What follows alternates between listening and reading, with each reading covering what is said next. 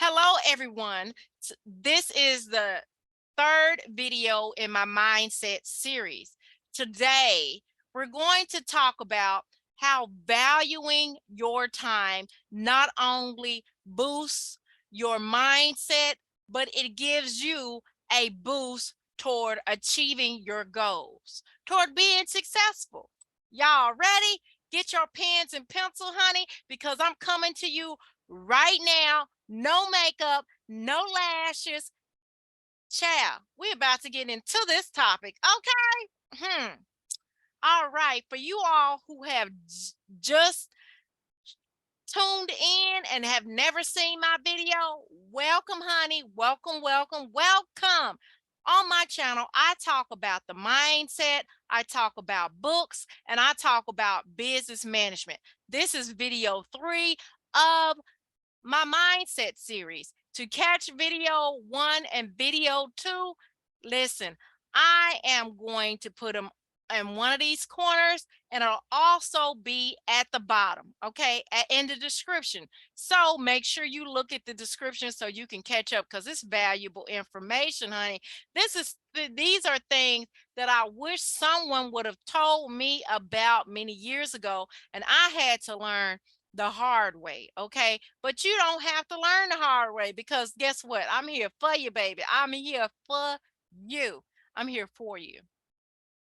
So the first thing, when you learn to value your time, you begin planning, okay? You begin planning your day, planning your week, planning your month, whatever goal that I have always wanted to do, the dream you wanted to always do, and it just laid stagnant. Listen, you begin planning that thing, honey. You like, I don't have time for that. This is what I'm going to do with my life. This is where I desire to go. It just reminds me of when I was a nursing assistant. I had a goal. I was beginning to get my business degree, right? For those of you who don't know, I have an MBA. I have a master's in business administration and a graduate in accounting. So when I began my bachelor's, I was working as a nursing assistant, and I knew I needed some experience. And being a nursing assistant is cool for those who want to be one, but I had a desire to do more, right? And I knew I had to do what I had to do to get out of being a nursing assistant. So I began to apply for positions, right? And not only apply for positions, I began to be strategic in applying for the position by evaluating the response or lack of response, and making changes to my resume and all the material that I submitted, along with my education toward achieving that goal, which means, in layman's term, I began to plan to get out of that position into a position that allowed me to use what I was learning in business to my advantage, right? So I began to planning because I was beginning to learn to value my time. Number 2, I began limiting my distractions. So when I was in pursuit of my bachelor's degree, I had got to the point where I was tired of school. I had children to raise. I wanted to focus on them. I wanted to focus on having a better life. I was tired of education, right? I was tired of college education, going to college, okay? Now, this is before I even had a inkling that I wanted to have a master's degree, because at the time I just wanted my bachelor's, right? So I limited my distractions. I created a plan. I was like, okay, I'm going to take 2 years and I'm going to be done. I'm going to have my bachelor's, and I'm going to do what I have to do in order to do that. So I knew I had responsibilities. I had to work, had to do overtime so that I can meet the needs of my household. So I really buckled down on my budgeting, because school had to be paid. I went to 3, and I'm not saying that you should do this, but I went to 3 different schools. I went to 3 different schools, took core classes or whatever the classes requirements, I made sure that each one of the schools took the classes that I was that accepted the class. And in other words, I made sure that the classes were transferable because they were 3 different schools. Okay, so I began planning, and I limited my distractions through my planning because I created a schedule to where I could spend time with my kids. I could take care of my household. Honey, your girl was booked and busy. Okay, but I had to limit my distractions. I had to even plan when I focused on my homework, when I studied for my test, everything. Okay, so because I valued my time, check this out. Let's carry on. Number 3 is I had to learn to work smarter, not harder. Okay, so I worked at a hospital. We got holidays. So I made sure that I was working those holidays, because what did that mean for me? If I worked a holiday, that meant I could work less hours a week, especially if I know around that week was a test. If I worked less, then that means I could schedule myself study time for those exams, because we had a syllabus. I knew when the exams were, right? So it allowed me to prep. So number 1 was planning. Number 2, limiting distraction. Number 3, work smarter, not harder. I began, and the reason why I did 1 through 3 is because I wanted to be more productive. And speaking of productive, I have a whole playlist of productivity playlists that deals with how to deal with stress, how to stay motivated, dealing with procrastination, and stopping self-sabotage. I'm going to either put it in one of these corners. I'm definitely going to put it in the description. And in the description, you're also going to find 1 and 2 of my mindset series, and these videos will follow at the end. So you don't want to miss this, and you want to keep watching. If you haven't subscribed, make sure you subscribe, because I'm giving you valuable information that I wished somebody would have told me. It wasn't that I wasn't asking these questions. It's this, I was asking them to the wrong people.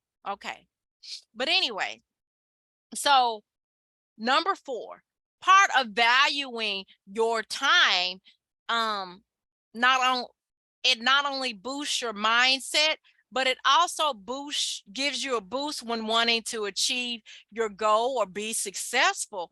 Another method is learning to say no. Learning to say no empowers you, because no longer are you allowing people to just dump things on you. Listen, I know I would let people dump their responsibilities on me as though I was responsible. I didn't do this. Okay, I didn't dig you out the hole. If I can help you, I will. If I can't, I cannot. Okay, do not allow somebody to make you feel guilty because you gave them a no answer. Be empowered. Stop letting people dump things on you. That's their responsibility. And stop letting people dump things on you at the last minute, to where they have no choice. You got to help me. I got to have this money by 6 o'clock or 11 o'clock, or they going to cut my lights off. Well, just get you some candles, honey.